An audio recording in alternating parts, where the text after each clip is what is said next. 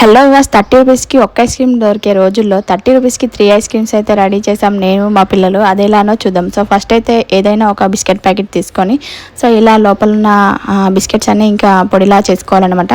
So ఆ పొడి చేసుకున్న బిస్కెట్ ప్యాకెట్ ఓపెన్ చేసి ఇంకా ఒక బిస్కెట్ ప్యాకెట్లని ఇలా కప్పులలో పెట్టుకోవాలి, ఎందుకంటే అది ఇంకా నిల్చొని ఉండాలి కాబట్టి. సో అదే డైరెక్ట్ పెడితే పడిపోతుంది. సో ఇంకా ఇలా నిల్చొని ఉన్న బిస్కెట్ ప్యాకెట్ ఓపెన్ చేసి ఇందులో పాలు లేదంటే ఇంకా షుగర్ కలిపిన వాటర్ అయినా వేసుకోవచ్చు. సో ఇంకా ఇందులో మనకి ఐస్ క్రీమ్ పుల్లలు కావాలి కదా. సో పుల్లలు లేని వాళ్ళైతే స్పూన్స్ పెట్టుకోండి.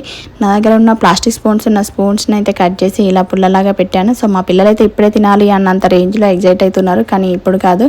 8 hours అయితే డీప్ ఫ్రిడ్జ్లో పెట్టారనమాట. సో ఇంకా మేము నైట్ పెట్టి మార్నింగ్ అయితే ఓపెన్ చేసాం. సో ఎంత టేస్టీగా ఉన్నాయో, చాలా సింపుల్గా అయిపోయింది. ఇంకా వైట్ అండ్ బ్లాక్ కలర్లో అయితే చాలా బాగున్నాయి. అండ్ మనీవి అయితే చాలా ఎంజాయ్ చేసింది, చాలా బాగున్నాయని. అండ్ మీరు కూడా ట్రై చేసి మీ పిల్లలకి ఇచ్చి ఎలా ఉందో కామెంట్ చేయండి. Please subscribe.